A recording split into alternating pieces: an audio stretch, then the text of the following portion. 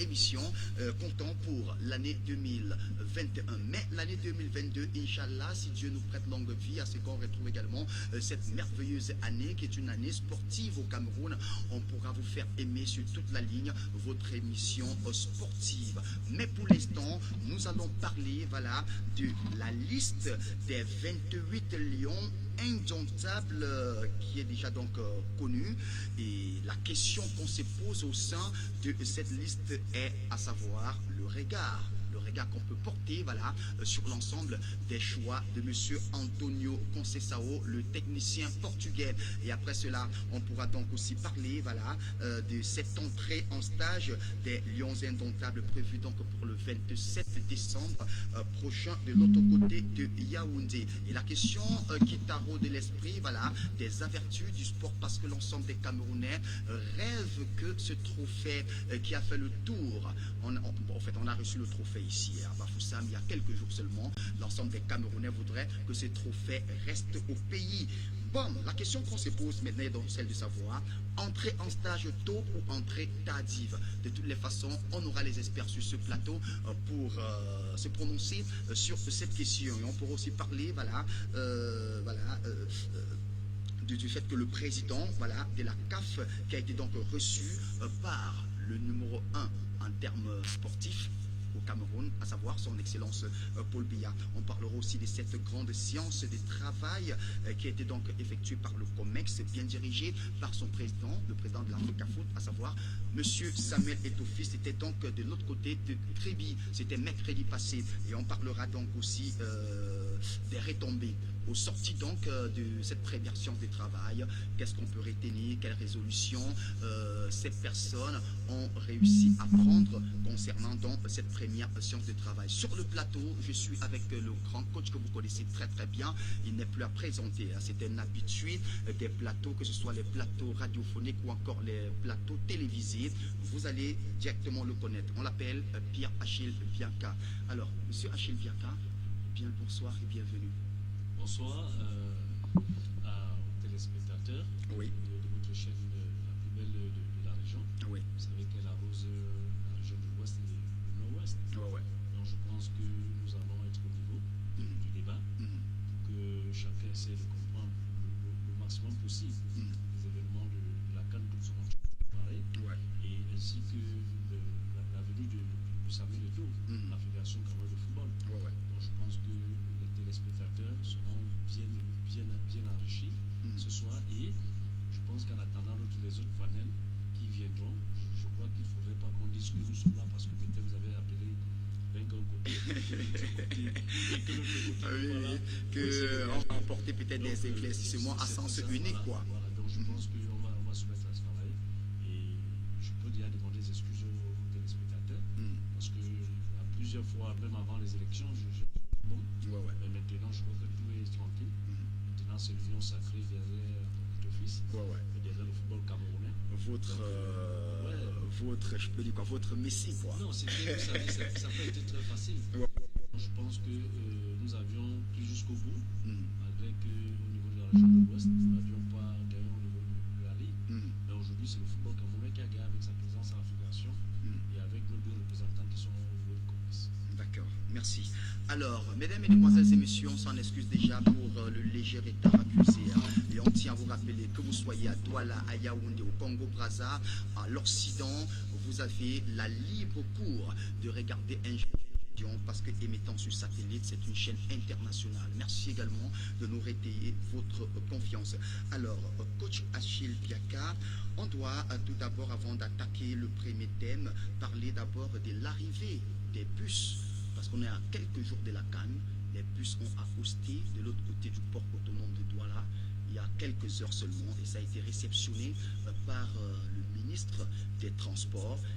Ces bus qui ont été donc remis, voilà, acquis de droit pour transporter les joueurs. On parle de 65 bus, parmi lesquels il y en a peut-être 20 qui sont des quasters, 24 qui sont des gros porteurs destinés exclusivement aux équipes, et un certain nombre également qui est destiné au comité, voilà, de la Confédération africaine de football.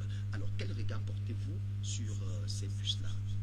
vous savez que le véritable problème, c'est que avec les infrastructures que le chef d'État a remis aux Camerounais et à l'Afrique en général, et nous sommes le premier pays à organiser la CAN avec 4 clubs.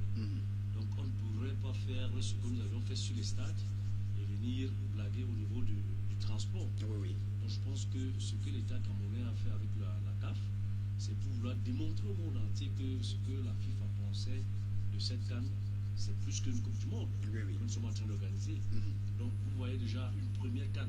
Cameroun avait 24 clubs. Tous les 24 pays, chacun a un bus extraordinaire. Très extraordinaire. La CAF, les administrateurs, chacun a le bus au niveau des arbitres. Donc je pense que l'État camerounais voudrait démontrer la puissance du football africain. Et je pense qu'avec tout ce que nous sommes en train de faire, nous pourrons tirer seulement un grand coup de chapeau à son excellence M. Bourbiya, qui a cru jusqu'à la fin.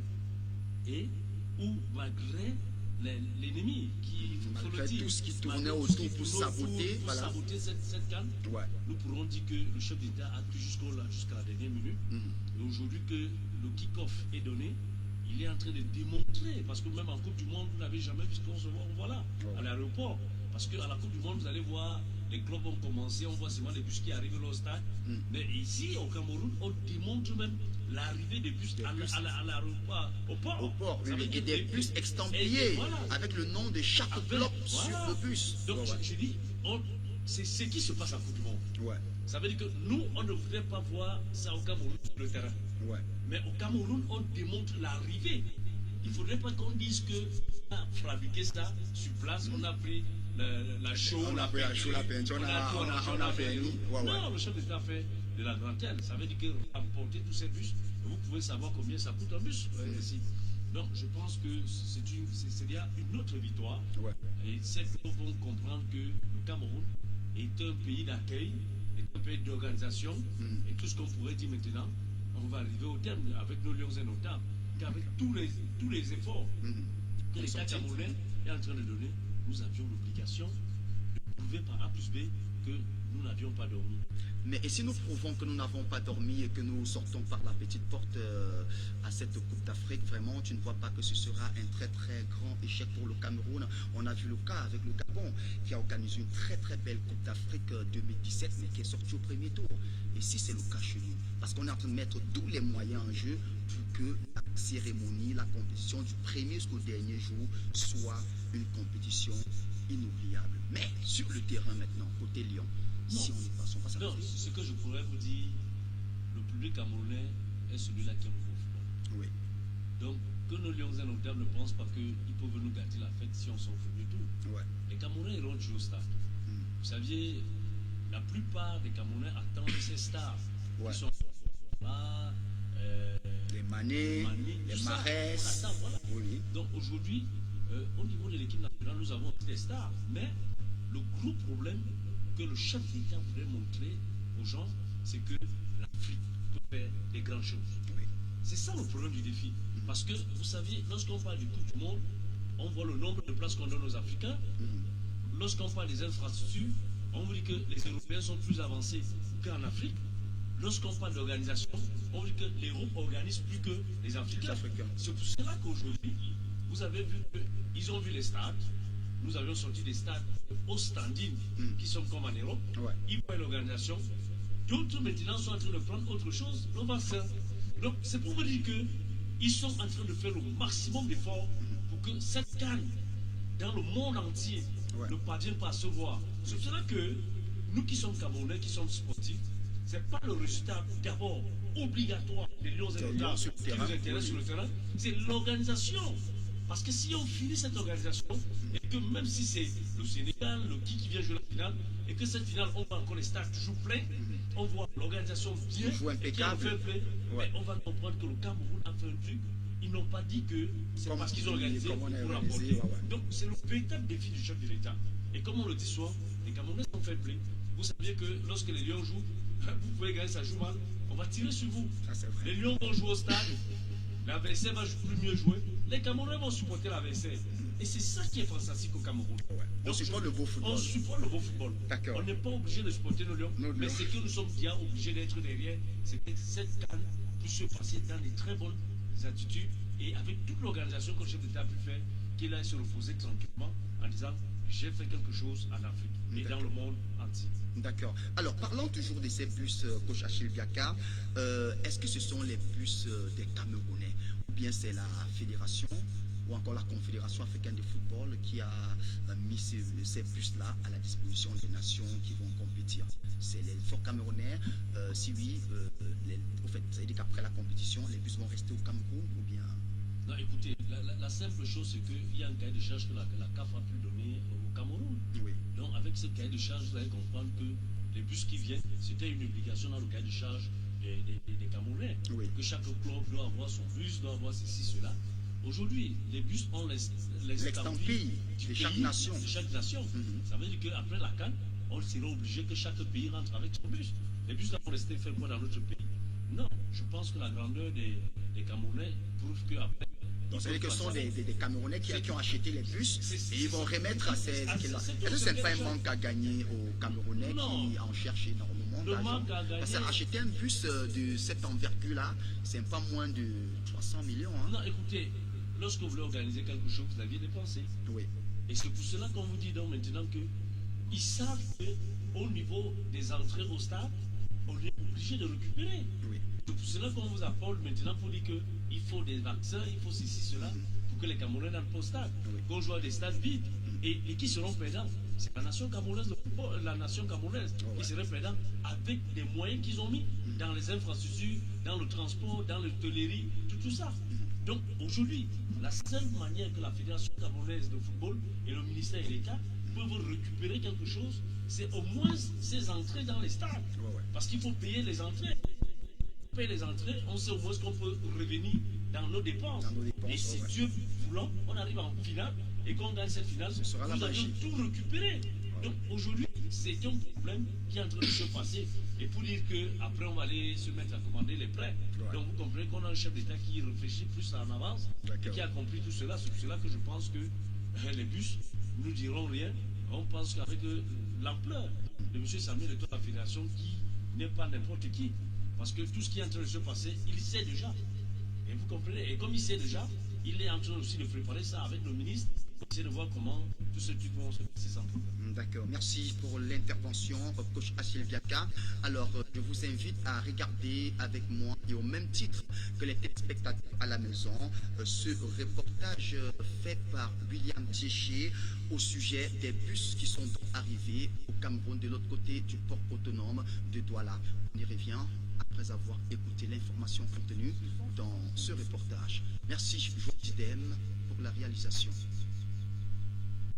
Des différentes catégories qui ont été mises en quai à la régie du terminal conteneur du port autonome de Douala, Bonabiri. Ce sont 5 véhicules débarqués du navire dit Amazon H36 des types minibus, donc 5 austères et 24 gros porteurs respectivement des 14, 27 et 70 places. Les gros porteurs, de par leur branding, sont dédiés aux équipes qualifiées pour la compétition. Les 41 autres sont répartis entre les officiers de la Confédération africaine de football et bien d'autres délégations conviées à cette grande messe du football africain. Extrait. À 17 jours exactement du coup d'envoi de cet événement important, continental, nous sommes venus avec notre partenaire ici présent, qui est en charge de la livraison de ce matériel.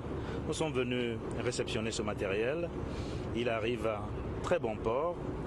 Toutes les 24 équipes sont bel et bien représentées. Caractéristiques, on a bien pu s'en rendre compte que ce sont des véhicules modernes, toutes les commodités sont remplies. Le moins que l'on puisse dire est que le Cameroun vient de franchir une autre étape dans la préparation de la CAN Total Énergie 2021. Une compétition très attendue par les Camerounais qui ont hâte de voir le coup d'envoi le 9 janvier 2022. En ont énormément hâte là, de voir le coup d'envoi de cette compétition dès le 9 janvier. Pour ceux qui seront à la maison, ils vont regarder à partir de l'écran. Et pour ceux qui ne voudraient pas entendre de leurs oreilles, vont faire le déplacement pour se retrouver de l'autre côté de Yaoundé, plus précisément au stade Olembe qui doit abriter également la cérémonie d'ouverture. Cameroun, Burkina Faso, ce sera vraiment un véritable choc de titans. Alors, Achille Biaka, vous avez regardé le bus? Ben oui, c'est extraordinaire.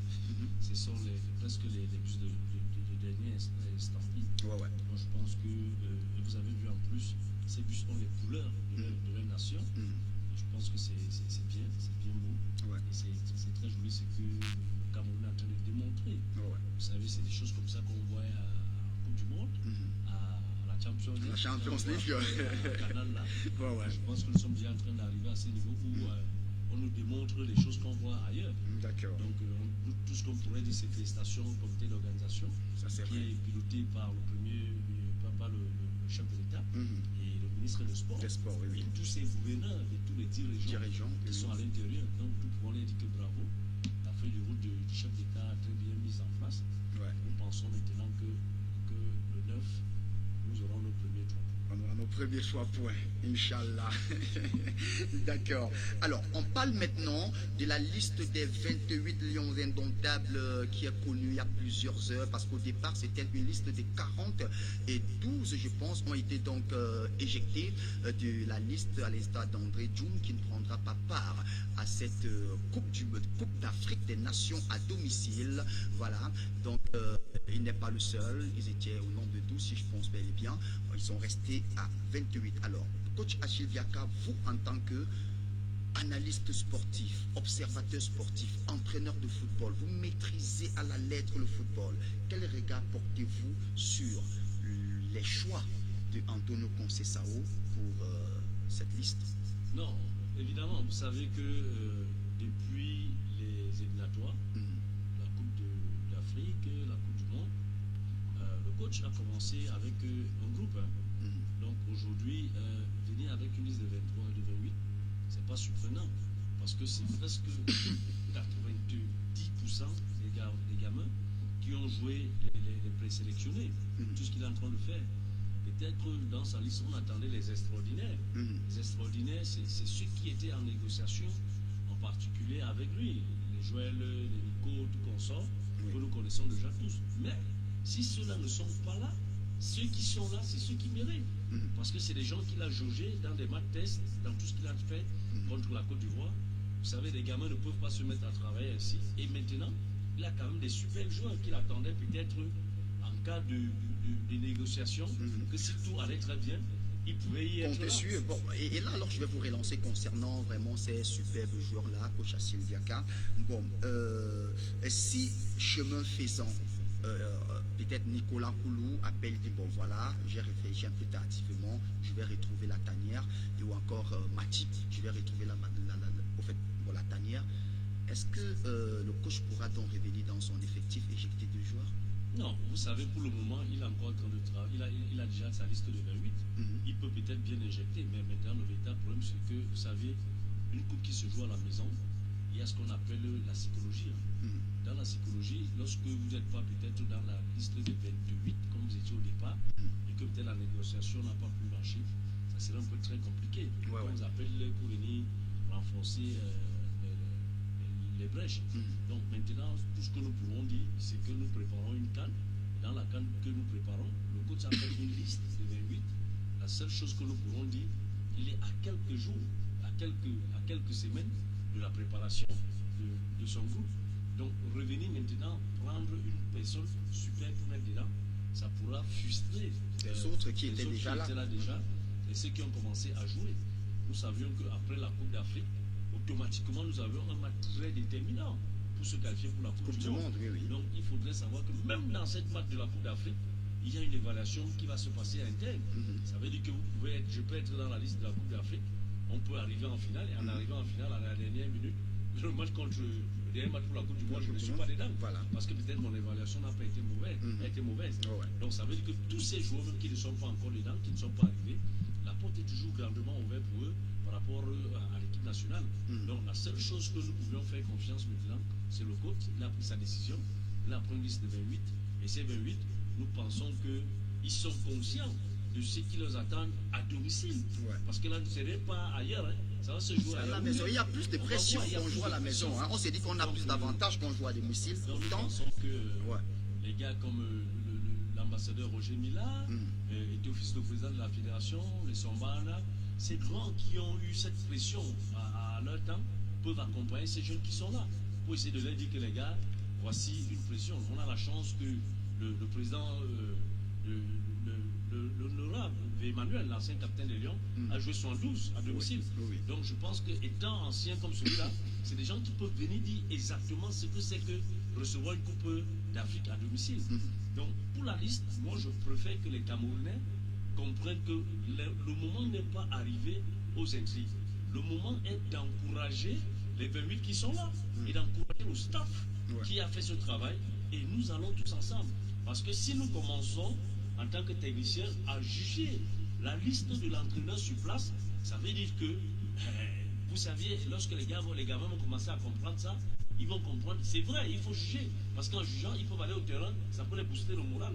Mais pour l'union sacrée de tout ce que nous pensons, nous devions faire confiance au coach qui a déjà fait. Parce que d'autres vont vous dire, ils étaient 45, on peut plus faire un stage pour qu'on arrête 28. Moi je dirais aux gens. Il s'est appuyé sur quoi pour arrêter 28? Exactement, il s'appuie sur le temps. Vous comprenez, le temps de préparation. Et en dehors du temps de préparation, la plupart des 45, d'autres sont en Europe. Et de ceux qui jouent en Europe, beaucoup là, d'autres ne jouent pas dans les clubs. Il a peut-être plus ceux qui ont quelques temps de jeu, qui ont eu les moins de temps de jeu, et il a vu les performances individuelles. Donc c'est pour cela que moi je pense qu'il a arrêté directement à 28. Donc maintenant que les 28 essaient de comprendre que le coach les a fait confiance, il a laissé d'autres. C'est à eux maintenant de se prendre en charge maintenant pour prouver que le coach n'avait pas tort. D'accord, merci. Alors avec le concours de la réalisation, hein, pour avoir les photos de pas mal de joueurs, voilà, l'ensemble de ces 28, y compris les individualités, voilà, pour montrer, parce qu'il y en a des personnes qui ne connaissent pas un certain Choupo-Moting, il y en a certains qui parlent seulement comme lui, le Camerounais c'est un blanc, c'est un portugais, mais qui n'ont jamais vu, voilà, ce coach-là, d'accord. De toutes les façons, la convocation ou encore le fait d'avoir retenu un joueur comme Jay Clinton qui depuis plusieurs mois, plusieurs années je dirais même, n'a pas joué à l'équipe nationale et dans son championnat, bon, c'est à vous de nous dire, est-ce que ça ne fait pas polémique quelque part? Non, écoutez, moi je pense que lorsque vous regardez l'effectif des 8, le coach a pris la position sur l'ancienneté. Lorsqu'on parle de l'ancienneté, c'est quoi? C'est qu'il y a des joueurs qui peuvent accompagner des jeunes qui sont là. Vous comprenez? Jouer au Cameroun, on sait ce que les équipes en ont fait au Cameroun, malgré la performance qui a peut-être diminué, mais on sait ce qu'ils sont capables de faire devant le public camerounais. C'est des gars qui n'ont pas peur de la pression, c'est des gars qui sont courageux. On sait ce qu'un Aboubakar peut amener, lui qui est là, un ancien. Donc, c'est un peu de ça qu'il est question. Vous comprenez? Donc, il ne faudrait pas qu'on pense que, parce que Jay Clinton n'a pas assez de temps de jeu, son club, qu'il ne peut pas amener en plus à l'équipe nationale. C'est pas ça. Le problème, on mélange un peu tout. Il y a des jeunes là qui n'ont jamais joué une Coupe d'Afrique avec des Lions, mais qui sont là pour la première fois. Il y a ceux qui n'ont jamais joué au Cameroun, là, à Fandena, comme ils vont jouer bien à Lembe. Mais vous allez comprendre comment le touche. Il faut que les avocats viennent leur parler. Il faut que les écritures viennent essayer de parler. Il faut que les Choupo-Moting essaient de venir leur parler. Comment on peut le regarder là? C'est un peu ça le problème. Donc il y a cet environnement. Lorsqu'on prend en 2017, on gagne la Coupe d'Afrique en 2017. Parce que le banc de touche, il y a des hommes comme Aboubakar, il y a des gens comme Nicolas Nkolo. Vous comprenez? Qui essaient d'amener la plupart de ces jeunes à comprendre que c'est le pays, c'est le drapeau. Ne regardons pas d'abord ce qu'on va nous promettre là tout à l'heure. Allons-y jusqu'au bout. Aujourd'hui, on avait gagné la Coupe d'Afrique, mais ce qu'on pourrait dire, c'est grâce à certains cadres avec ces jeunes. C'est pour cela que même dans cette équipe, il y a des cadres qui ont un rôle à faire. Vous comprenez? Donc je pense qu'il ne faudrait pas qu'on commence à dire est-ce que Dieu n'a pas eu le temps, Dieu non, ce n'est pas un problème de temps de jeu. Il y a le temps de jeu, il y a un problème psychologique qui peut accompagner les jeunes. Il y a un gars comme Dieu qui peut entrer, on a peur de lui parce qu'on sait que c'est un gars qui a joué à Marseille. C'est un ancien. C'est un ancien. On a peur. Et on a même vu avec André Onana contre la Côte d'Ivoire au match retour où tout le monde a dit non, André Onana, ça fait des années, il n'a pas joué, patati patata, mais il a sorti un très très grand jeu. Et c'est lui qui positionnait la défense. C'est lui qui était le premier attaquant. Il était le dernier rempart. Mais vous voyez que la confiance que les gens avaient, parce que d'autres se sont dit, mais ce gamin n'a jamais joué, il a fait ceci. Mais on a vu ce qu'il a fait pendant la Champions League la fois passée. Et vous voyez que ce match contre la Côte d'Ivoire, savait qu'ils ont face à eux un Onana qui est dangereux, qui joue très bien de la relance. Et on évitait qu'il fasse même des relances. Donc je pense que c'est pas ça un problème. Le véritable problème, c'est que moi je fais confiance à l'entraîneur. C'est un bon groupe qu'il a fait. Et maintenant que les gamins sachent que après la Coupe d'Afrique, il y a un match qui est plus important. Le match qui est plus important, c'est la qualification de la Coupe du Monde. Et si on gagne la Coupe d'Afrique et qu'on ne se qualifie pas pour la Coupe du Monde, nous n'aurions rien fait. Gagner la Coupe d'Afrique et c'est qualifié pour la Coupe du Monde. Et là, vous allez voir que dans le contrat, beaucoup vont gagner des contrats. Donc c'est pour ça que je dis, c'est un groupe. Nous faisons confiance à l'entraîneur et avec tout son staff. Donc c'est le véritable problème. D'accord. Donc selon vous, coach, vous n'avez pas critiqué la liste du coach. C'est une liste parfaite. Non, écoutez, il n'y a rien à dire là-bas. Moi, je pourrais simplement vous dire qu'en tant que technicien, je ne peux pas être sur un plateau et critiquer un entraîneur comme moi. Il sait. Mais du fond de votre cœur, est-ce que vous ne voyez pas que non, à ce niveau-ci, vraiment le joueur, si je pourrais vous dire que les gens que nous attendions le plus, nous savions que dans notre axe central, je ne peux pas parce que j'ai formé Koulou que je veux le dire, non. Si Nico était là, les Matip étaient là, c'est le formateur de Koulou. Mais oui. Donc je vous dis que si Nico était là, Matip était là, je pouvais être tranquille. Et aujourd'hui, maintenant, cet axe, on sait que Ngandou est là. Lui qui est un ancien, qui sait ce qu'il peut faire, qui peut ramener les jeunes qui sont auprès de lui. Et ces jeunes ne sont pas mauvais. C'est des jeunes qui peuvent jouer. Mais maintenant, il faut quelqu'un qui peut le comprendre, qui peut les conseiller. Parce que vous n'allez pas prendre les Moukoudi, c'est des bons joueurs. On connaît ce qu'ils sont capables de faire. Mais maintenant, le problème, c'est la pression du Cameroun à domicile. Vous allez voir un gars comme Nico qui, s'il joue peut-être à domicile, cette canne, lui, il ne va pas trembler. Il n'aura pas peur de ceci, mais la pression va monter parce qu'il sait que si on ne gagne pas, c'est lui qu'on va attraper. Parce que c'est le patron de l'APS. Et c'est ce qu'un Gandé doit avoir maintenant. Parce que tous qui ne sont pas là, Gandé doit comprendre qu'il est le patron de l'APS. Il doit accompagner les autres. Il a de la charge dans le plan défensif dans l'axe central. Il a beaucoup à travailler, beaucoup à causer avec ces gars. Parce que c'est des gars qui jouent ensemble, ils ont joué des matchs ensemble. Mais il est le plus loin là dans l'axe. Donc il doit savoir quel est le Wembley que les Sombana ont eu, les Kalangongo, les Koulou, les Lucien Motomo, les Doumbélé à François, qu'ils sachent. C'est ça qu'il a le rôle à faire maintenant. Donc c'est pour ça que je dis on ne peut pas critiquer la liste du coach. On va seulement travailler dans l'aspect psychologique, l'accompagner dans ça. D'accord. Alors une petite virgule, coach, vous nous faites savoir, Nicolas. Bon, là c'est pour ceux qui ne vous connaissent pas, mais pour les former, pas fou ça. C'était ailleurs, donc non, c'est à Yaoundé. À Yaoundé, oui. Lorsqu'il joue chez moi, c'est de chez moi qu'il peut aller directement à la CAISA avec Michel Faram, qui est là-bas à la CAISA. Donc c'est nous qui l'avions appelé à taper le premier ballon à la préfecture à Yaoundé. Vous allez voir où il y a le rond-point, tout ça, c'est un bon petit stade là-bas. On joue dans la préfecture. Vous avez votre petite équipe à des voilà. soutenir. Et là, il était dans une équipe qu'on appelait Unité. Après, on a joué le match, je les ai fouettés correctement. Après, je l'ai récupéré, j'ai dit que c'était un très bon joueur qui nous suit, on l'a suivi. Très bon joueur, talentueux dès le bas âge. Et je suis retrouvé à la CAISA. Moi, ce qui me plaît, c'est que même lorsqu'il est à l'équipe nationale, il est toujours voilà le monsieur qui m'a sur le premier ballon. C'est ça que je dis, c'est un très bon enfant, il est resté humble. Jusqu'à présent, il ne peut pas dire qu'il a manqué de respect à ses éducateurs. Même l'homme qui est de côté va jamais dire que Nicolas a manqué de respect. C'est un homme de principe. Et ces gens-là à qui il donne beaucoup de respect, comme les Michel Caram, comme ça, n'ont pas pu le convaincre pour qu'il revienne pour défendre les couleurs. Ce qu'on pourrait vous dire simplement, il pouvait venir, mais maintenant, ce que beaucoup ne savent pas, il est blessé. C'est là qu'il n'est pas là. Vous avez vu les derniers matchs qu'il a joué. Beaucoup ont été surpris que, mais comment il peut jouer en Angleterre? Il a joué contre Manchester, 90 minutes. Et ils ont gagné le Manchester United. Donc je pense que c'est la blessure qu'il a peut-être mis en route là pour le moment. Mais c'est quelqu'un qui aime le pays, qui aime vraiment cette équipe nationale. S'il n'était pas blessé, il allait être là façon. D'accord, merci.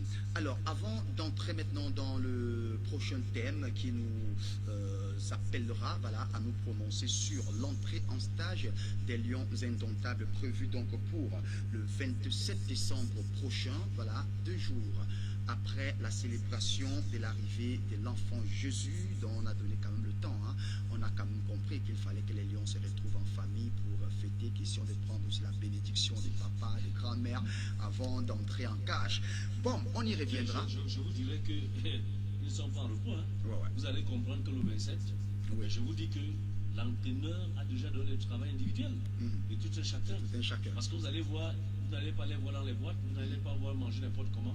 Vous allez peut-être les voir fêter avec les gens, mais vous allez voir que le 25, il est peut-être dans un petit terrain en train de courir, en train de jouer, parce qu'ils sont conscients de ce qui les attend.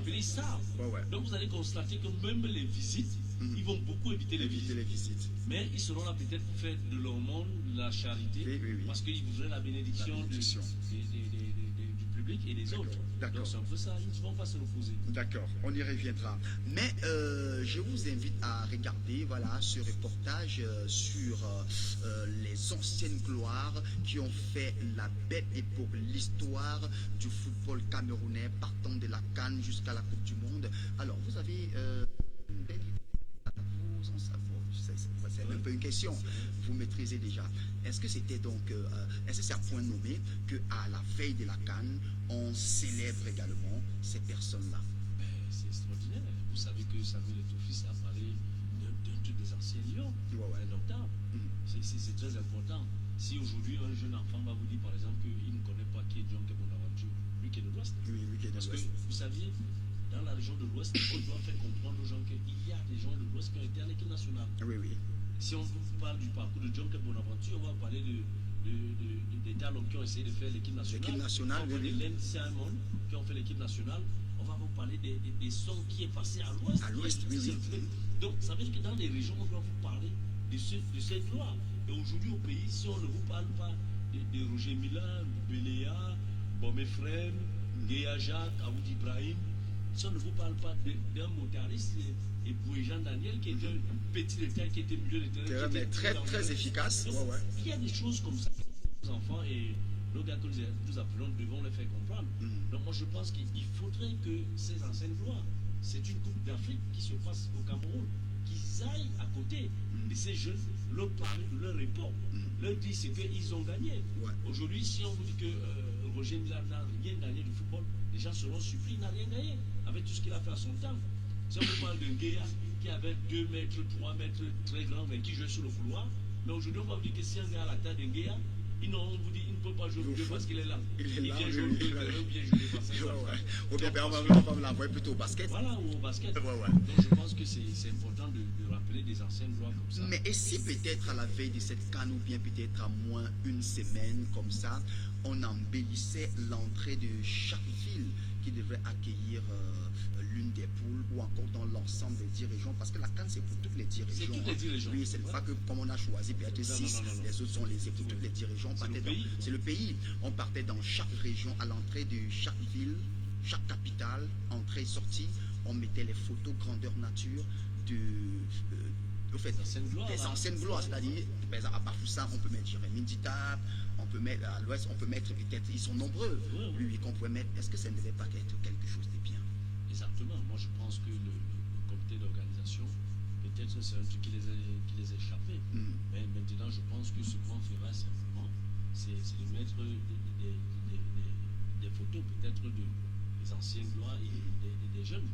Donc vous allez voir que je me dis que d'ici 2 semaines, vous savez, l'État camerounais est trop dangereux.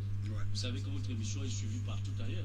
C'est les idées que vous donnez, et dans ces idées, vous allez constater que le ministre du Sport ou de la Jeunesse, qui sont là, qui sont en train d'écouter, il relaye l'information. Voilà ce qui nous a manqué là. Et vous allez voir que d'autres villes peut-être ont commencé à faire selon les mairies. Parce que ça dépend aussi des mairies. Parce que à Bafoussam, par exemple, on reçoit une poule, et dans cette poule qu'on reçoit, le maire, qui suit très bien le gouverneur, qui est un bosseur, peut bien dire bon, et que ces gars ont dit quelque chose à la on essaie de mettre le panneau. Donc je dis c'est une très bonne idée, et avec cette idée ça peut amener un problème psychologique à nos jeunes qui vont jouer cette CAN. Et pourquoi pas, même celle des trophées où ils ont gagné avec les Sonvana, avec Abega Théophile, le feu Abega, pardon, on revoit tout ça, ça donne le moral à tout un chacun.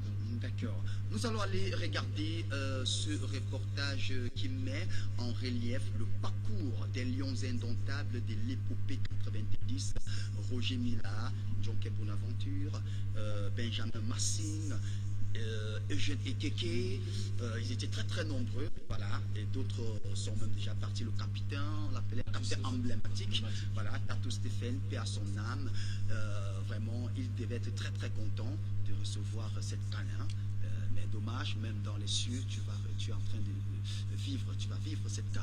Allons regarder ce reportage signé William Tchéchi.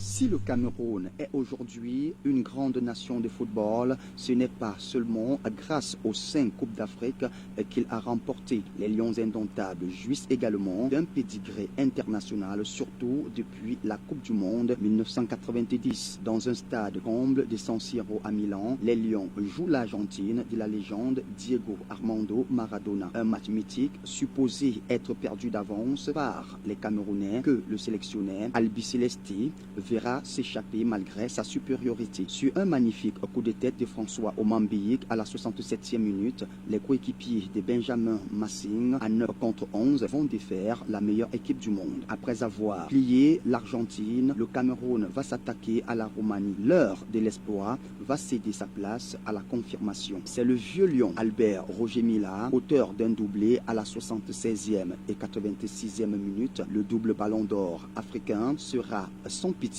pour les Roumains. Malgré la réduction du score à la 88e minute par Balin, le Cameroun va l'emporter 2 buts contre 1 et se qualifier pour les 8e de finale. Qualifié et certain de terminer en tête de groupe, le Cameroun va se laisser aller contre la Russie. Un relâchement qui sera lourd de conséquences. Les Camerounais seront sèchement battus 4 buts à 0. Une Sbornaya qui, pour la petite histoire, reviendra 4 ans plus tard à la Coupe du Monde 94 aux États-Unis, infliger une autre correction au coéquipier de Joseph-Antoine Bell. Derrière cette humiliation, le Cameroun avait l'obligation de réagir. Le premier tour est fini, place à la phase à élimination directe.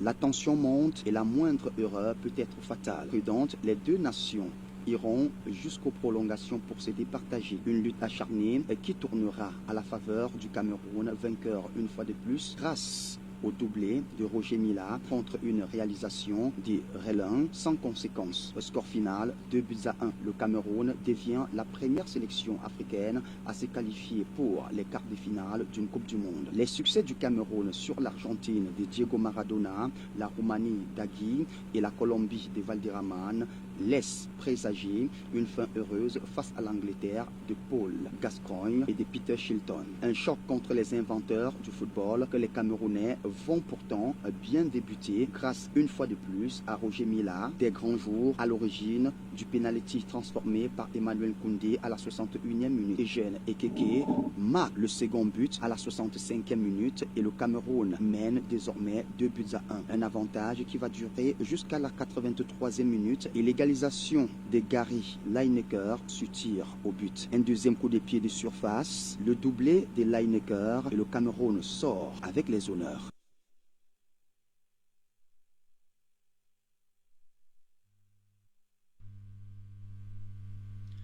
Le Cameroun sort avec les honneurs de la Coupe du Monde 1990 face à l'Angleterre. Alors, à Chebiaka, les gens disent que c'est grâce au parcours des Lions en Coupe du Monde 90 que la FIFA a octroyé 5 places à l'Afrique. Exactement, c'est grâce aux Lions. Vous savez que tout ce qu'on peut se vanter là, c'est grâce au Cameroun que l'Afrique a eu 5 places. Ouais.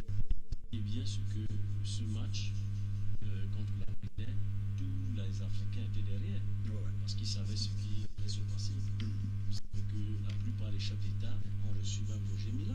Oui. Donc aujourd'hui, tout ce que nous pouvons dire, nous sommes en train de redynamiser ce football, afin que nous soyons le premier pays à arriver peut-être en Coupe du Monde et le gagner, avec les infrastructures que nous sommes en train de faire, avec le Goliado, vous savez, les taux pour la fédération. Donc nous avons un chantier que nous sommes là pour le travail, parce qu'il faut rebattre encore. Parce qu'après ça, vous savez, il y a le Sénégal qui est passé, il y a des pays qui sont arrivés. Donc aujourd'hui, si on peut arriver, le premier pays africain, peut-être en demi-finale, ou en finale, remporter même. Et remporter, je crois que ça serait une chose. Parce qu'avec les infrastructures que le chef de l'État a mis en place, cela nous permettrait vraiment d'arriver. Parce que vous n'allez pas dire qu'avec tout ce qu'on a fait là, on ne doit pas se mettre au travail. Les techniciens que nous sommes, les éducateurs, les formateurs, aujourd'hui on a de l'espace, on a de la possibilité. Est-ce qu'on a dans une véritable école de football qui va former ces jeunes-là? Parce qu'on ne peut pas compter remporter une Coupe du Monde, il faut préparer peut-être. Je dirais simplement que le projet de M. Samuel Fils, vous savez, il y a comme à Clairefontaine en France, on a trouvé de dynamiser la direction technique qui va faire ce genre de travail. Pensez qu'aujourd'hui, si les sélectionneurs qu'on met au niveau du football jeune, dans les 17, dans les 8-20, et que chacun essaie de faire son travail, et que chaque mois, on essaie de regrouper ces façons que la direction technique va essayer de prendre en charge, peut-être pour 2-3 semaines, les rappeler, on pourra y arriver. Donc je pense que dans le projet de 2002, il y a ce genre de projet qui est à l'intérieur pour redynamiser ce football. Et dans les sélections, on regarde même dans les régions comment on va essayer de faire. C'est de ça qu'il est question. Et c'est pour là qu'il faut les gens qui vont bosser pour arriver à ce niveau-là. D'accord. On va pousser d'arrache-pied et beaucoup comptent énormément sur Samuel Eto'o qui arrive à la tête de la Fédération camerounaise de football comme un messie pour plusieurs personnes. Mais il y en a qui sont sceptiques, qui disent toujours que bon, Samy, il a le sang qui chauffe, peut-être il bavade trop pour ne rien faire. Je souhaite Annecy, quelqu'un a dit, on juge le maçon au pied du mur, mais c'est le football camerounais qui a gagné. Quel qu'en soit qui est à la tête de la Fédération camerounaise de football, mobilisons-nous derrière ce monsieur pour l'accompagner parce qu'on ne gagnerait rien à le voir échouer. Au contraire, nous perdrons plutôt. Mais s'il réussit, nous aurons tous gagné. Alors, les Lions entrent en stage le 27, monsieur Achille Diaka, coach. Entrée tardive ou entrée très très tôt? Non, parce qu'il y en a déjà des nations qui se préparent depuis des semaines. Nous-mêmes, on se prépare depuis. Nous avons joué des éliminatoires. Et parmi les éliminatoires, c'était les matchs. La plupart sont les joueurs des championnats européens. Et je pense qu'ils sont en train de se préparer. Donc maintenant, comme on vous l'a dit, le coach a un groupe. Il connaît son groupe. S'il va le 27, il a fait une planification. Dans sa planification, il sait que dès le 27 jusqu'au 9, il pourrait déjà donner quelque chose à son groupe. Donc ce n'est pas des gens qui sont du quartier, qui n'ont pas fait la PPG, qui n'ont pas fait les préparations spécifiques, qui n'ont pas travaillé devant les buts. Lorsque vous avez des gars qui jouent au haut niveau, vous revenez, c'est une révision. La révision, c'est de voir ceux qui n'ont pas joué assez de matchs, comment les remettre au même niveau que ceux qui ont joué plus de matchs. Ceux qui ont joué plus de matchs qui sont gonflés, le repos qu'on les donne, c'est plus important parce qu'il faut récupérer. Donc vous comprenez qu'il a tous ces paramètres à faire. C'est cela que je vous ai dit. Ceux qui n'ont pas assez de matchs et qui n'ont pas assez de jouer, le coach sûrement a déjà donné un travail qu'il faut faire pour rattraper. Par exemple, quelqu'un comme Aboubakar. Vous comprenez? Parce que vous n'allez pas prendre le temps de jeu d'Aboubakar et le temps de jeu de Choupo-Moting. Ils n'ont pas le même temps de jeu. Et s'ils n'ont pas le même temps de jeu, ça veut dire qu'il y a un travail spécifique que M. Choupo-Moting a l'obligation de faire. Vous comprenez? C'est la même chose que Onana. Onana n'a pas le même temps de jeu peut-être comme les autres qui ont joué.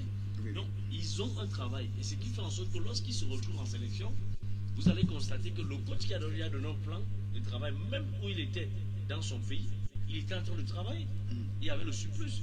Donc, je le dis parce que moi, j'ai vu avec Nico, lorsqu'il était en vacances, lorsque vous entrez chez lui, il vous dit que le coach a donné un programme.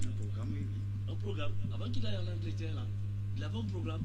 Il met ça, on lui dit, voici ce que tu vas faire. Il est en train de faire, il fait cela. Et il avait des gars qui l'accompagnaient dans son travail. Donc, le football de haut niveau, il n'y a pas de repos. Il n'y a pas de repos. Et c'est pour cela que lorsque le coach fait la programmation d'un stage, il se rend compte de tout cela. Pourquoi? Vous allez voir d'autres on va dire qui est blessé. Il commence à continuer. Le préparateur physique est là pour ça. Le kiné est là pour ça. Vous comprenez? C'est le travail spécifique qu'on fait à l'équipe nationale. C'est le travail spécifique. Il y a dans le collectif qui va partir. À la fin, on a une bonne équipe. Donc, c'est pas tard. C'est très bien par rapport à sa programmation. Il sait le nombre de matchs que chacun a eu. Et le surcharge que chacun dans le genre de présentement. Donc c'est un peu ça. D'accord. Alors, et maintenant, coach, durant cette phase d'entraînement et tout, alors, quel discours est-ce que le coach avec son staff technique peuvent donner, voilà, aux joueurs? Non, écoutez, le véritable problème ici, nous avions d'abord le problème psychologique. Nous recevions une Coupe d'Afrique à domicile. Ça veut dire que nous avions l'obligation de garder le trophée. Et de deux, c'est un défi. Pourquoi? Parce que lui qui vient prendre cette compétition, le Cameroun est champion d'Afrique en titre en 2017. Oui. Donc en 2017, nous n'avons pas gagné la dernière fois, mais maintenant, il y a encore un gros défi que le président de la Fédération camerounaise de football, qui est Samuel Eto'o, veut encore relever, parce que les gens disent qu'en tant que leader, il n'a pas gagné de Coupe d'Afrique. Mais maintenant, il veut montrer qu'en tant que leader dans l'organisation comme président de la Fédération camerounaise de football, c'est sa première Coupe d'Afrique qu'il voudrait gagner. Vous comprenez? En tant que footballeur. Mais il s'est fait pas tard. C'est arrive quand les choses. Il s'est fait pas tard. Il est arrivé. Lorsqu'il arrive, il y a un discours.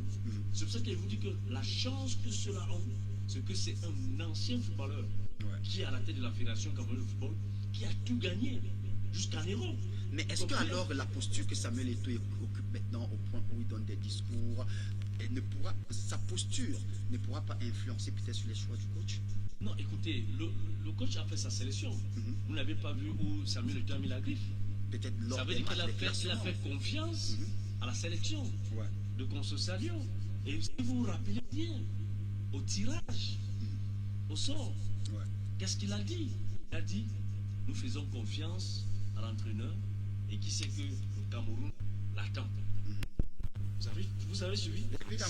Si Samuel savait déjà qu'il va être président de l'Africa Foot. Et il donnait déjà il attirait déjà l'attention du coach. Que ce grand coach était. Et nous félicitons déjà sa victoire face à la Côte d'Ivoire. Donc c'est pour vous dire que ça est en train de lui dire que nous jouons ensemble et il faudrait qu'on fasse union pour que nous puissions gagner cette Coupe d'Afrique. Et il a pris son mana, un emblématique capitaine qui a tout gagné avec ce brassard qui était auprès de lui. Ils sont allés au nord, il était presque avec lui pour la campagne, presque partout. C'était pour dire que c'est ça qu'il attend. C'est le football ce sont les footballeurs qui sont unis pour la cause du football. Donc je pense qu'aujourd'hui, le coach, il aurait peut-être la main libre pour la première fois. Parce que vous allez comprendre que tout ce qu'on va faire, c'est après la Coupe d'Afrique qu'on va donner son diagnostic. Parce que beaucoup de gens s'attendaient pour dire que cet entraîneur ne vaut rien, il faut qu'on le chasse. Samuel Eto'o a trop d'argent, il faut même résilier son contrat. Non, Samuel n'est pas venu pour les problèmes. Il n'est pas venu pour les problèmes, il a trouvé une équipe. Il faut qu'il respecte la présence de l'équipe. Maintenant, on va faire comme tout bon président, tout bon footballeur. Lorsqu'ils vont jouer, à la mi-temps, il a l'obligation d'aller au vestiaire pour essayer de donner son coup de pouce, des conseils. Roger Mila est là, Joseph Antoine-Nouvelle, ils sont là, tous ceux qui ont encouragé la possibilité de Samuel Eto'o d'être là. C'est pour ça que je dis, ces gars, franchement, ils ont trop de chance. Ils ont vraiment trop de chance parce qu'ils auront quelqu'un qui a l'impact, qui a joué au football, qui peut leur dire ce qu'il a vécu, la pression qu'il a vécue quand il était footballeur. Donc, je pense surtout à un tel niveau de compétition. Voilà. Donc, je pense que nous pouvons rester tranquilles. Et tout ce qu'on pourrait dire, c'est au coach de faire son travail. Coach Assil Diaka, une fois le 27, le stage va commencer. Le coach ici va travailler sur quoi? Il va travailler sur quoi? Son travail sera centré sur quoi? Non, lorsqu'il va revenir, il y a des petits tests qu'il fera aux joueurs. Vous savez qu'il a donné un programme, il n'est pas avec eux, il n'est pas avec eux. Chacun est venu, il ne sait pas ce que chacun a fait pendant les fêtes. Donc il y a des tests qu'il va essayer d'abord de faire. Et à travers ces tests, donc maintenant, il va évaluer ceux qui sont au top, qui ont respecté les consignes pendant la période des fêtes. Et il verra ceux qui n'ont pas respecté les consignes pendant les fêtes. Et je vous dirai déjà que ceux qui n'auront pas respecté, même s'il leur fait un travail qu'ils respectent, dans leur petit calepin, il saura dire que c'est des gars qui ne sont pas sérieux. Parce qu'il va dire la fête les a pris en tête. Ils ont oublié le lourd travail. Donc il y a des tests qu'il va faire. Et donc il va voir ces tests. Il y a une petite préparation physique spécifique qu'il va essayer de mettre en place pour ceux qui ne sont pas prêts pour aborder le match du 9. Vous comprenez? Et dès qu'il va y aller, il va directement attaquer sur le collectif. Sur le collectif, parce que c'est des équipes qui ne sont pas trouvées ensemble. Et maintenant, dans le collectif, il va aller directement dans les animations offensives, défensives.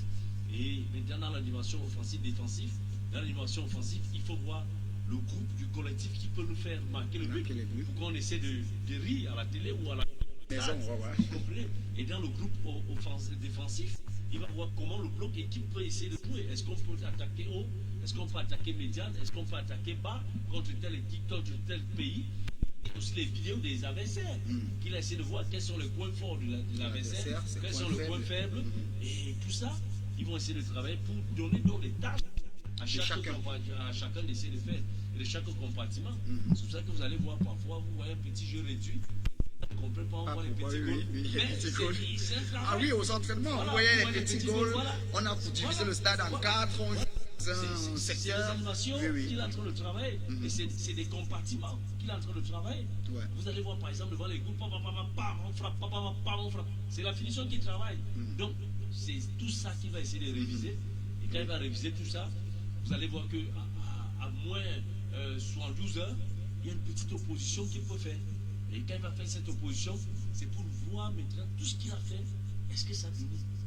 Même avant les 72 heures, il va faire des petites oppositions. Les 11 contre 10, 11 contre 11, 8 contre 8. Il essaie de voir le bloc ou le groupe qu'il est en train de préparer, si ça peut aller. Mais maintenant, tout ce que je pourrais vous dire, ça, nous disons ça en tant que technicien, mais ce monsieur a déjà son équipe. D'accord. Il a déjà son équipe parce qu'il est là depuis les éliminatoires de la Coupe d'Afrique. D'accord. Alors, maintenant, on va un peu essayer d'épiloguer en quelques secondes seulement sur le premier match. Tu sais, tout va se déterminer. La courbe que les Camerounais pourraient peut-être observer et s'accrocher sur ça va se dessiner dès la première sortie des Lions face au Burkina Faso. Lorsque vous regardez une équipe en face, comme le Burkina Faso qui nous a toujours menacés, on se souvient au Gabon, notre première sortie, 1-1, il s'en était fallu de peu même pour que le Burkina Faso nous tape. Vous voyez que ce match d'ouverture sera facile pour les Lions. Un match très difficile. Très difficile. Très. Pourquoi difficile? Le Burkina voudrait battre les Lions à domicile. Le Burkina voudrait battre le pays organisateur. Le Burkina, c'est qu'en battant les Lions, la deuxième place est déjà presque positive pour le deuxième tour. Et c'est pour ça que le Burkina viendra jouer sur risque contre, parce que le public est au stade, il y a le 12e joueur qui va pousser les Lions. Donc c'est un match très difficile. Et pour les Lions, ce n'est pas un match facile. Parce qu'ils savent déjà ce qui les attend. Ils savent la pression qui les attend. Et aujourd'hui, le Burkina doit inscrire son nom sur le cahier d'or. Nous avions battu les Lions indomptables chez eux, qui organisent la Coupe d'Afrique, et nous avons joué le match d'ouverture. C'est une fête au Burkina, battre les Lions. C'est pour cela que je dis que c'est un match très difficile. Et au niveau du staff technique des deux équipes, c'est la stratégie. La stratégie. Comment on doit jouer ce genre de match au niveau de l'équipe nationale? Est-ce qu'on doit aller à fond? Est-ce qu'on doit aller à fond dans les 5-10 premières minutes pour mettre les gars en doute? Si le Burkina reste plus bas, comment on doit jouer? Si le Burkina dit qu'ils vont nous presser parce qu'ils n'ont pas peur des Lions, parce qu'aujourd'hui, la plupart vont vous dire que le nom Lion indomptable ne fait plus peur. Ce n'est plus les Samuel Eto'o, ce n'est plus Roger Mila, ce n'est plus ceci. Ceux-là, la plupart jouent au Portugal. Vous comprenez? Donc, c'est pour cela que je dis, c'est un match très difficile à prendre. C'est pour cela qu'il faut beaucoup de concentration au niveau des joueurs et l'entraîneur qui visionne le match du pays, qui est le Burkina, qui voit aussi les individualités de ceux qui jouent au Portugal, qui jouent partout là. Ils ont déjà les vidéos pour voir. Et la grosse force que nous avions au niveau du Cameroun, c'est le Hemley. On n'oublie pas ça. On n'oublie pas ça. C'est l'une des forces ça veut dire que même si nous jouons mal, les Camerounais savent qu'il faut gagner le match là. Qu'il faut perdre tout, mais l'autre là, on doit gagner le match là. Parce que c'est l'honneur, c'est la première sortie. Les yeux du monde sont braqués sur le Cameroun pour la sortie. Voilà. Tout le gouvernement que nous savons à la loge présidentielle. Pourquoi rentrer avec 0 point?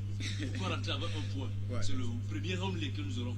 Et c'est ce Hemley que les Burkinabés vont dire, on va vous battre. On va briser ça, on va arrêtez donc ça. Donc, vous comprenez que c'est un match difficile où, en tant que technicien, donner sa position d'une victoire, là, je parle. Parce que là, c'est un match où il faut de la stratégie. Les Burkinabés vont venir vous dire qu'il faut prendre un point. Ça c'est vrai. Ils vont dire que non, il faut d'abord prendre le garage. Ils vont mettre un gros camion derrière. Vous dites que vous faites tout ce que vous voulez là-bas, mais on rentre avec un point. Voilà le gros problème. Et c'est cela que l'individualité de l'équipe nationale au niveau du plan offensif, la vitesse d'exécution dans la finition va beaucoup compter parce qu'il faut déséquilibrer tout ça. Et avoir des hommes sur les côtés qui peuvent percuter.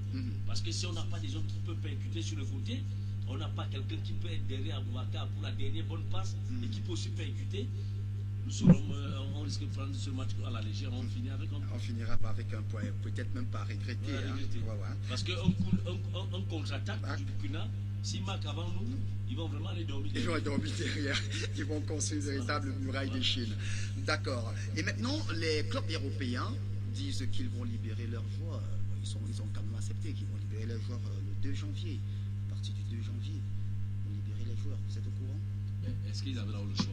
Ils n'avaient pas le choix. Bon, c'est une bonne nouvelle ou une mauvaise nouvelle? C'est une très bonne nouvelle parce que les Africains attendaient tous les stars. Tous les stars à l'Afrique. Je crois que c'est une très bonne nouvelle parce que vous allez constater Liverpool sent que si les deux Africains qui font la masse offensive, ils sont morts. Mais pour ceux-là, je pense que l'écart qu'ils ont déjà creusé aussi est très important. Et moi, ce qui m'intéressait sur ces Africains, c'est que nous ont dit qu'ils ne peuvent pas rester, ne pas aller fêter avec leur frère. C'est une fête footballistique qu'on a besoin en Afrique. On ne sait pas toujours en Europe qu'ils vont aller nous démontrer qu'ils sont trop forts. Il faut être avec leurs frères et leurs compatriotes pour essayer de remettre cela aussi en Afrique. Parce qu'on voit la Champions League là-bas, ils sont là, on les voit. L'Europa League, on le voit. Les championnats européens, on le voit. Mais pourquoi la fête africaine? On ne doit pas se retrouver en africain pour jauger notre propre niveau. Donc je pense qu'aujourd'hui, la FIFA a compris. Et ce que là, je dis, si aujourd'hui le président de la CAF, que je dis félicitations déjà parce qu'il n'a pas baissé les bras aussi. Vous voyez qu'il pouvait aussi faire que bon, il est bousculé par la FIFA. Il prend des sous, il donne là-bas. On explique que les gars, disons que tout ça, ce n'est plus bon. On va faire ça peut-être dans 6 mois ou bien un an après. Démocratiquement, comme en Afrique, comme il a montré. Ils ont voté, malgré qu'il y a peut-être 2 personnes, mais sur les 2, vous allez constater qu'il y a même un qui a dit qu'il n'est plus sur ça. Que lui voudrait que la Coupe d'Afrique se joue au Cameroun. D'accord. C'est une bonne chose. Très bonne chose. Maintenant, les supporters camerounais ou encore les fans des légendes footballistiques africaines qui sont au Cameroun seront désormais satisfaits de savoir que leurs idoles vont prendre part à la Coupe d'Afrique 33e édition Cameroun 2021. Donc vous pouvez dormir sur vos lauriers, vous allez voir votre Mohamed Salah, votre Mané, Mahrez et bien d'autres encore, ils sont très très nombreux. Alors maintenant, le président de la République du Cameroun a reçu le docteur Patrice Motsepe il y a quelques jours, c'était de l'autre côté de Yaoundé. Alors, est-ce que c'était nécessaire vraiment qu'on le reçoive ou bien qu'il vienne voir le président? Juste un coup de fil, vous pouvez arranger, étant même donné que l'information pourrait dire partout que la Coupe d'Afrique va se tenir à la date prévue, on n'échange rien. Est-ce que c'était encore nécessaire qu'il vienne au Cameroun voir le président? Étant donné que le président a longtemps boudé, il avait même demandé à rencontrer le président ne l'a pas reçu. Non, écoutez, moi je pense que qu'on fait des erreurs et qu'on comprend qu'on a fait des erreurs, c'est très important. Vous savez, le président de la CAF, c'était un novice qui vient d'arriver à la CAF. Et selon la dontologie du football, vous ne pouvez pas venir dans un pays, c'est le président de l'Africa Foot. Ne vous reçoit pas. Et donc nous avons la malchance que peut-être le premier président de l'Africa Foot qui était avant les élections n'a pas compris comment la diplomatie se passe au niveau des réceptions des hauts cadres. En tant que quelqu'un qui a travaillé à la CAF, qui a travaillé un peu partout. Non, vous saviez. Comment vous pouvez dire ça? Non, je le dis pourquoi parce que vous saviez, lui il était encore dans la philosophie des gens de la FIFA qui voulaient faire du chantage. Donc notre président qui était là, il faut qu'on le dise. C'est des gens qui pensaient, qui étaient avec la FIFA et la CAF, qui pensaient qu'ils peuvent faire du chantage à l'État du Cameroun. Donc vous comprenez que l'État du Cameroun est resté serein, est resté tranquille, et ils ont tout fait. C'est pour cela que vous allez voir que ce président n'a jamais été reçu par les membres du gouvernement, comme vous avez vu la dernière fois. Donc aujourd'hui, tout ce que nous pouvions dire, c'est que même après l'élection de Samuel, vous avez vu que même les félicitations de la CAF et de la FIFA, il n'a pas reçu. Ils n'ont pas reçu. Ça veut dire que ces messieurs étaient toujours dans cette guéguerre. Dans cette guéguerre. Dieu merci, la diplomatie de tous ceux qui entourent le football africain ont compris que c'est un mastodonte qui a pris la Fédération camerounaise de football. Parce qu'il faut le dire. Et ce mastodonte était aussi dans son endroit. Très calme pour dire, bon, j'ai gagné. Qu'est-ce qu'il faut faire? Tout ce qui est divisé, il faut que nous réunissions. On essaie de coller les morceaux. On essaie de coller les morceaux. Et il est inadmissible que le président de la CAF ne soit pas reçu par le premier sportif camerounais avant la CAN. Vous comprenez? Et évidemment, tout ce qui s'est passé, vous avez vu comment ça s'est passé à Yaoundé. Ça coulait comme rien du tout. Rien du tout. Les gens ont été même surpris que Samuel, on dise que Samuel va aller recevoir. D'autres ont commencé à me les commenter pour dire, regardez comment il allait recevoir le champ. Non, il est d'abord sportif. Aujourd'hui, il allait recevoir un t-shirt. Non, c'est sportif.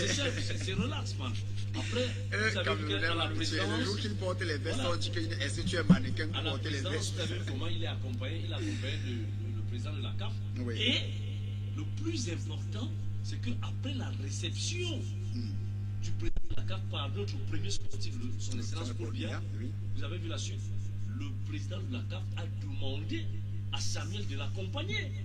Dans le groupe qui partait. Les dernières images tournées pour dire Samuel. Donc vous comprenez qu'il y a certaines choses que lui-même, le président de la CAF a compris que, attention, on ne peut pas organiser une Coupe d'Afrique. Je suis reçu par le premier ministre, par le premier sportif, et je m'en vais dans des choses, comme je parle un peu très compliqué là, il faut que je m'amène, je parte avec le président de la Fédération camerounaise de football. Et il était parmi. Donc aujourd'hui, je pense que tout ce qui est gagnant là-dessus, c'est que le Cameroun a prouvé que c'est des hommes qui sont solidaires, malgré tout ce qu'on peut dire. Parce qu'aujourd'hui, le chef d'État pouvait lui dire qu'il ne le reçoit pas aussi.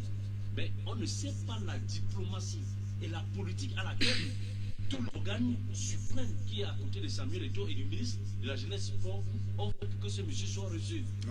Parce que c'est ça le problème. Parce que vous savez que c'est pour ça qu'ils ont fait des bêtises. Mais moi, je suis très content parce que le président de la CAF a compris que non, laissons cette guerre, il faut que j'y aille moi-même au Cameroun.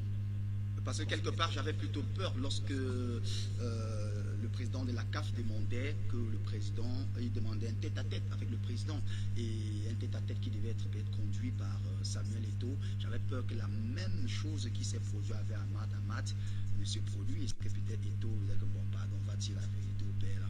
Passe à l'heure si. Passe à l'heure si c'est toujours Samuel Eto'o qui a dit bon gars, s'il te plaît, allons voir le père là. Non, gars, je voudrais te dire quelque chose de très pertinent. Écoutez bien.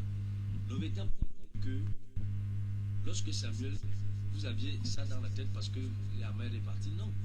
Ici, c'est que Samuel n'avait pas la possibilité de causer avec le président de la CAF. Lorsque M. Seydou était là. Vous comprenez? Et monsieur le président de la CAF, Moussepe, n'est pour rien dans ce problème. Le monsieur qui est dans ce genre de problème, c'est le secrétaire général de la CAF. Il faudrait qu'on se dise les vérités. Les vérités que nous devons nous dire, c'est que monsieur le secrétaire général de la CAF avait son business pour cette canne. Vous comprenez? Et il savait que si les équipes qui étaient en place tombent, il est mort, il est fini. Vous comprenez? Parce que c'est le deal. Le deal. Et monsieur Moussepe ne connaît rien. C'est monsieur qu'on a mis là-dessus, vient gérer parce qu'il est milliardaire. Mais monsieur Moussepe fait confiance à monsieur Moussongo qui sort de la FIFA. Parce que lorsqu'il vient de la FIFA pour être à la CAF, la FIFA l'envoie là pour continuer le pion qu'il est en train de faire. Vous comprenez? Et c'est pour cela qu'on était très serein, tranquille, pour dire ok. Parce qu'aujourd'hui, vous comprenez que le président de la CAF vient et il est reçu par Samuel Eto'o. Et Samuel Eto'o, il y a beaucoup de choses que sûrement il a dit à Moussepe. Parce que dans la tête des gens, M. Moussepe, il ne faut pas recevoir Samuel comme ça pour être président de la CAF. C'est ça les Africains. Vous comprenez? ne reçoit pas Samuel parce que dans sa tête, demain, la FIFA demain, c'est un monsieur à très très il a les longs yeux comme on dit au Cap. Mais si Samuel démontre par la Fédération Cameroun qu'il peut arriver à la CAF, mais on va le soutenir. Après, il montre qu'il peut faire à la FIFA. Voilà. On va le soutenir, c'est le bon travail qui est primé. C'est cette guéguerre des anciens footballeurs et des 6 ans. Donc c'est pour cela que vous voyez, aujourd'hui, nous sommes très contents parce que tout s'est très bien passé. Le chef de l'État a reçu le président de la CAF. Le président de la CAF a la date à laquelle il va être au Cameroun avec ses enfants et sa famille. Il a dit le 7, dès le 7, je serai déjà au Cameroun avec ma famille. La visite, sa dernière visite qu'il repart à Olympe, ce n'est pas ce qu'il a vu quand il partait. Donc il a compris que le Cameroun, nous sommes des bosseurs. Parce que ce n'est pas l'Olympe qu'on lui disait et qu'il a vu.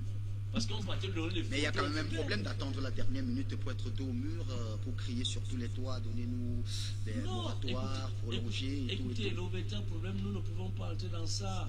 C'est des problèmes politiques. Le politique a voulu entrer dans le football en pensant qu'ils vont faire le politique dans le foot. C'est pour ça qu'on a dit laisser le football aux footballeurs, aux gens qui sont foot. Parce que quand vous attendez le monsieur Abdourahmane venir dire que tel a dit que tel a fait que tout s'est décidé à la présidence, ce n'est pas ça qu'on voulait. On veut qu'on laisse la politique aux politiciens. Moussé aujourd'hui est très content qu'elle est rentrée la dernière fois. Mais il est surpris que ce qu'il a vu hier et ce qu'on lui disait n'est pas la même chose. C'est deux choses différentes. Donc je pense que l'État camerounais a mis tous les moyens en place pour que la carte soit très jolie et très beau au Cameroun. D'accord.